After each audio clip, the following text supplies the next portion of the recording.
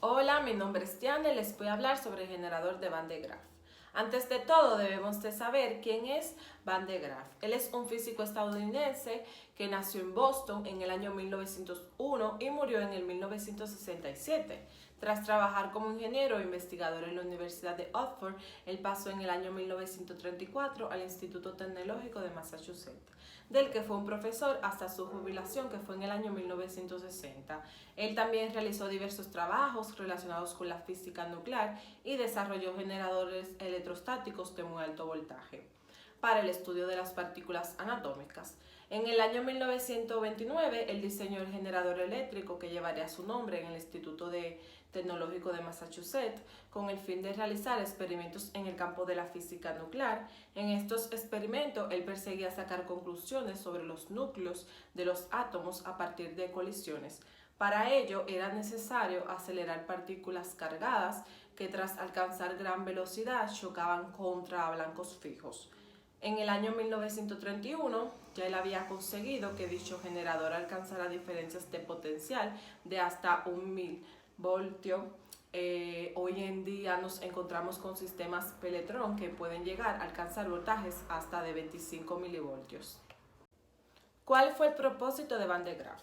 Van de Graaff inventó el generador que lleva su nombre en el año 1931 con el propósito de producir una diferencia de potencial muy alta, del orden de 20 millones de volt, para acelerar partículas cargadas que hacían chocar entre blancos fijos. Los resultados de las colisiones nos informan que las características de los núcleos del material que constituye el blanco.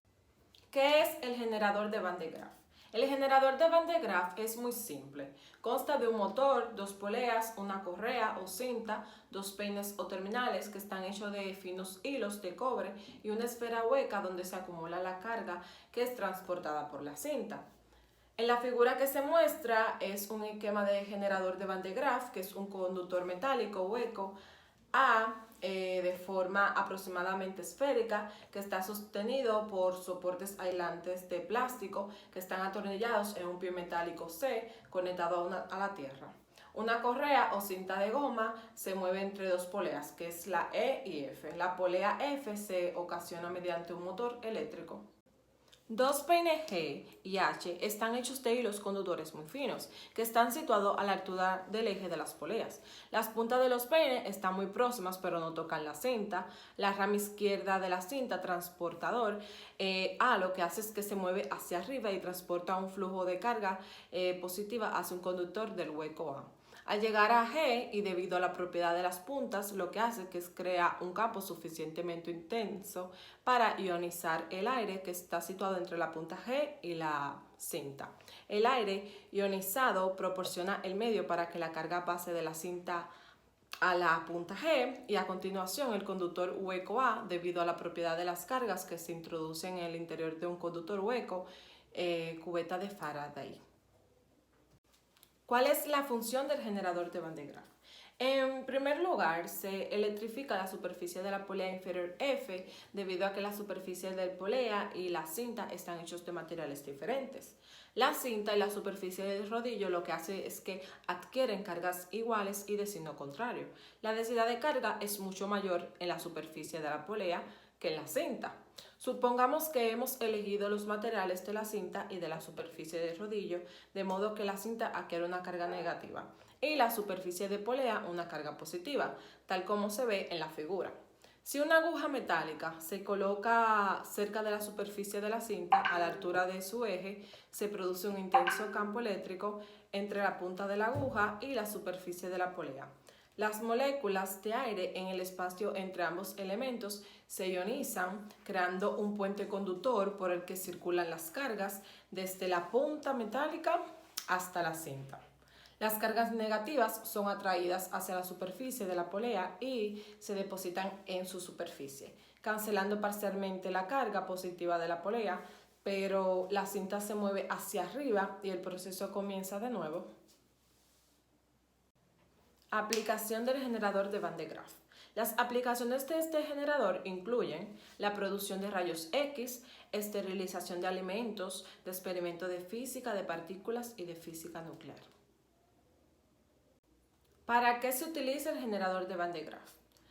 Es un aparato utilizado para crear grandes voltajes. En realidad es un electroforo de funcionamiento continuo. Se basa en los fenómenos de electrización por contacto y en la inducción de carga. Este efecto es creado por un campo intenso y se asocia a la alta densidad de cargas en las puntas. Existen dos modelos básicos de generador, que son el que se origina de ionización del aire, que está situado en la parte inferior frente a la correa con un generador externo de voltaje, que es un aparato diferente conectado a red eléctrica y que crea un gran voltaje, y el que se basa en el efecto de electronización por contacto. En este modelo, el motor externo solo se emplea para mover la correa y la electrización se produce por contactos que podemos moverlo a mano o con un manivela y funciona igual que con un motor. ¿De qué está compuesto el generador de Van de Graaff? Primero, de una esfera metálica hueca en la parte superior. 2. Una columna aislante de apoyo que es necesaria para soportar el montaje.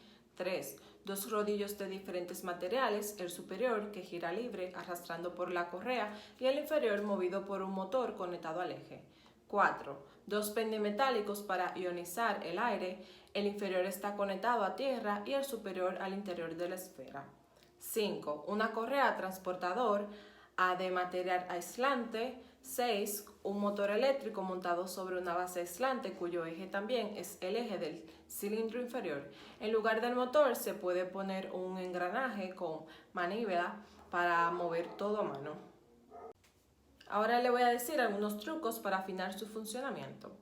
Los rodillos y la correa son el alma del generador de Van de Graaff y deben ser de los materiales más adecuados. Según la combinación de materiales con que se hagan los rodillos inferior, correa y rodillo superior, la esfera se cargará negativa o positivamente.